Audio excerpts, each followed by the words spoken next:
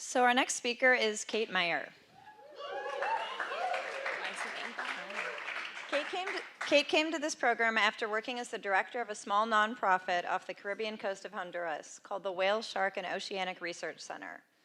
Throughout the year here at Scripps, she's focused on gaining skills that will make her a more effective leader in marine conservation, including taking her first GIS class. Her capstone project utilized these new skills to support conservation efforts on the small island where she worked before coming back to Scripps for grad school. So I've been thinking about how I would describe Kate in relation to the cohort. And I don't know if it's the mayor, the cheerleader, maybe the backbone of the cohort.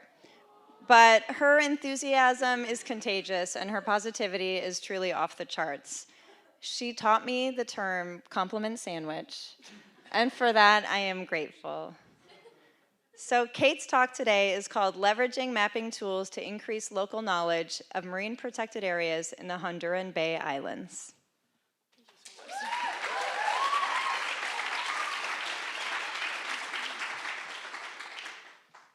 All right, so this project really was inspired by my previous experience working on a small island situated about 20 miles north of the Honduran mainland. It's at the base of the Red Arrow, sitting on that L-shaped coastline in Central America, next to popular scuba diving destinations that you might recognize like Belize and Cancun to the north. And where the topography shallows up there, just before the coast, represents a reef system called the Mesoamerican Barrier Reef, which is the second largest continuous barrier reef in the world, second only to Australia's Great Barrier Reef. And Utila right there on the bottom left is the smallest of 3 islands that make up the Bay Islands archipelago, which is surrounded by a national marine park represented in this image by the green fill. And Utila itself is only 7 miles long and 2.5 miles across and offers some of the best scuba diving, in my opinion, that the Caribbean has to offer. Utila also serves as an important aggregation site for whale sharks, which occur only around this particular island of the 3-island archipelago, even though the neighboring island of Roatan is only 25 miles away. So, needless to say, the majority of the island's economy is now tied one way or another to dive tourism, and much of the island's population at any given time is comprised of traveling divers, backpackers, and other non-permanent residents. So, that also creates some really interesting and challenging dynamics in the realm of local marine conservation. And I think that's best illustrated through a story I heard from some of my old colleagues earlier this year. They were on a scuba dive a bit further away from the regularly visited dive sites on the island, and they came across a fish trap that had a variety of colorful, charismatic reef fish stuck inside. All of their instincts as divers and conservationists told them that there was no way that kind of fishing method, the fish trap, would be allowable inside the marine park, so they acted as any self-proclaimed eco-warrior would by cutting the trap and freeing the fish. They surfaced from the dive to find the fisherman whose trap had just been cut in a heated argument with the captain of the dive boat, saying that his trap was in the allowable location, he had been fishing within the local laws, and that my colleagues now needed to reimburse him for the income that he had lost from the fish that had been set loose from that trap. For me, this story really got to the heart of some of the main conservation challenges that Honduras and Utila especially are facing. Because at some point, it didn't actually matter who was right about the fish trap. The point is that there was a conflict over the use of a resource that caused tension between 2 really important user groups, and neither of the parties had strong knowledge of the laws and regulations to back up any of their claims. So in light of all this, the primary goal of my capstone project was to communicate important information about the management and regulations within Utila's protected areas to both the permanent and temporary residents on the island. To do this, as a first step, I first had to identify all of the laws and management plans that had any bearing on the activities that were permissible or restricted within the marine park. But as you saw in the map with the green fill earlier in the presentation, the marine park area encompasses the entire Bay Islands archipelago, So a lot of the legal instruments that I identified in that first step really represent the region as a whole rather than being specific to the individual islands. And I've seen firsthand how communicating information broadly like that can really confuse the fishing community in particular, because when they hear about updated fishing laws that apply primarily in the neighboring islands, they don't understand how their day-to-day actions locally should be changed. So my next step in the project was to filter the information I found in the laws and management plans until I only had information that was current and specific to the island of Utila. And another big challenge in understanding environmental laws on this island stems from the complex tourism dynamics there. Because the tourism industry is conducted almost exclusively in English, the Spanish legal jargon that contains all of the relevant laws is really completely inaccessible to most of the people on the island at any given time. So I also had to translate all of that filtered information into English and then figure out a way to communicate it easily and to a wide audience in both English and Spanish. And the last step of my methodology involved presenting that information I had gathered in a concise, engaging way while maintaining accuracy of all of the legal information. To do this, like many of my colleagues, I started by creating a lot of maps through ArcGIS. The protected spaces around the island of Utila are divided into 5 distinct types of protected zones, and each have specific legal protections under the local management plans. So the information that I started with in step 1 of that methodology came from hundreds and hundreds of pages that looked like this. Official regulations were contained within dense Spanish text, and the boundaries of the protected areas were listed in tables of GPS coordinates. And from that, I created an easily understandable online interactive map that contains all relevant legal information about Utila's protected areas. And so this is published as a website through Esri's ArcGIS. Come on, buddy. It's just gonna load for a second. It's published as a website through Esri's ArcGIS Story Map feature, and this is also accessible on any mobile phones. It provides an easy way for people like my colleagues and that fisherman to get quick answers during the conflict that day and get information about what activities are permissible in protected areas around the island. Let's get the clicker over here. So let's say that they were able to pull up this site during that day. Let's say the divers found the fish trap at the bottom corner of this blue polygon. Can you guys see my mouse up there? Okay, it's at the bottom corner of that blue polygon, which we can see, if we were able to click in, is identified as a marine zone of special protection. And then by following that link on my site, it brings you to a map showing where the 2 marine zones of special protection are located, and then the laws and regulations within them.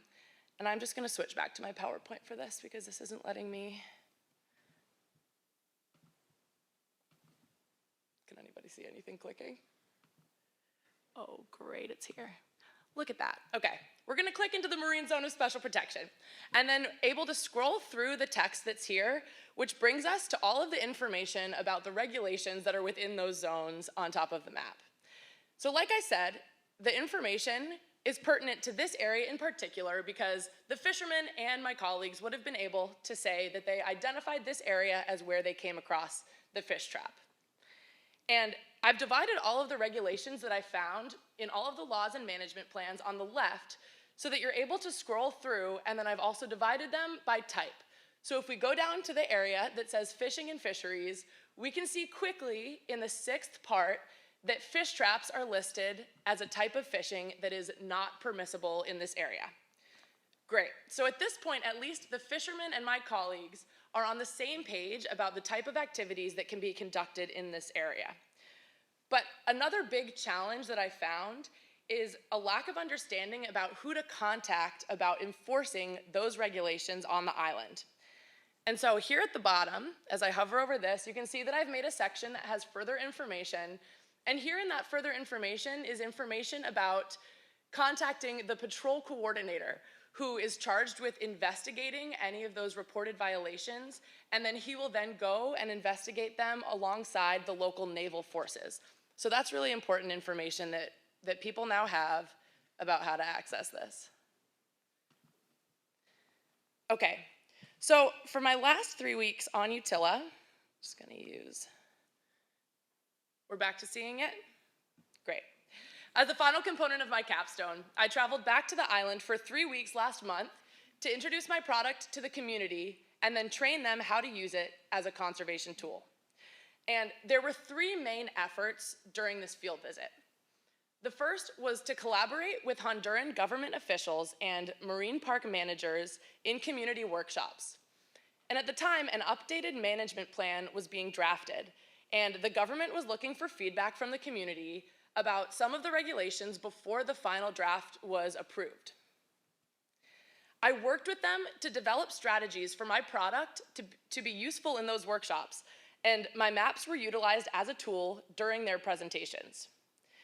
Being able to visualize the zones and protected areas around the island while the new regulations were pitched really helped the community to understand the spaces that were being discussed and avoided a lot of the confusion that was going to happen anytime they were discussed. And this was a really special moment for me too, because from the start of my project, my goal had been to create a tool that would be useful for local managers in developing community knowledge about the island's protected areas. And in these workshops, that happened. I was also asked to speak about my project to the local news station, and so information about my interactive map and Utila's protected areas was broadcasted across the island. Another component of my trip was leading an environmental education initiative to familiarize students across the island with the concept of marine protected areas. And we were able to use my maps as learning tools for that initiative. With support from local NGOs, we designed and implemented lessons for almost 500 school children aged 5 through 15. And as you can imagine, we had to employ different strategies when we were working with the kindergarten kids than we did with the high school students. For the really young kids, we introduced the concept of marine protected areas at its most basic level. If you have 3 plates of animal crackers and you can take whatever you want from one, only a little bit from another, and nothing from the third, which plate leaves you with the most animal crackers for the future? The students in the 3rd to 7th grade range created color-coded maps to represent the different types of protected areas around their island. And for the older groups, we were able to give much more technical lessons about the marine protected areas and local management. We used donated tablets to explore the features of my online interactive map product and then present back to the class what they had learned about specific zones. As a final effort of my trip, I worked with local conservation groups, business owners, and dive shops to train their staff in using these tools to educate the community even after I left. Signs linking to my product were posted around the island and presented at the end of each workshop. And I wanted to just end by saying a big thank you to everybody I worked with, and that I came across this quote in my research saying, one of the key elements in the fight for preservation of our reefs is the knowledge of laws related to the topic.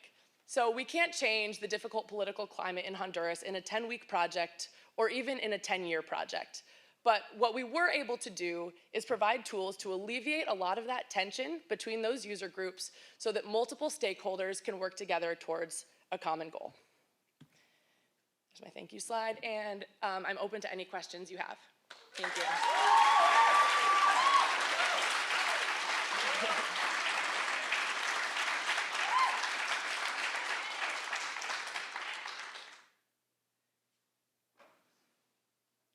Oh, Oriana?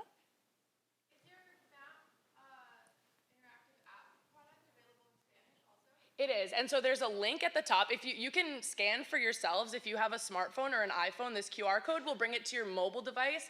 I personally, not that you're gonna go off to lunch after this and like pull up all your laptops, I think it has a lot of really striking visuals. So if you're able to pull it up on your laptop, you can follow that link, and there's a link at the top of every single part of the site that says, click this link to access it in Spanish, and then all of the information is available in Spanish as well.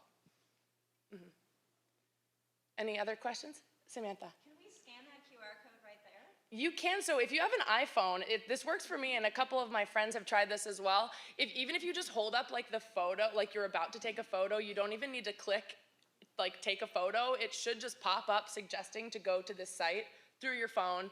You can try it. You can ask me over lunch and I'll email it to you or something. Yeah. Any other questions before we head to lunch? Okay, thank you so much.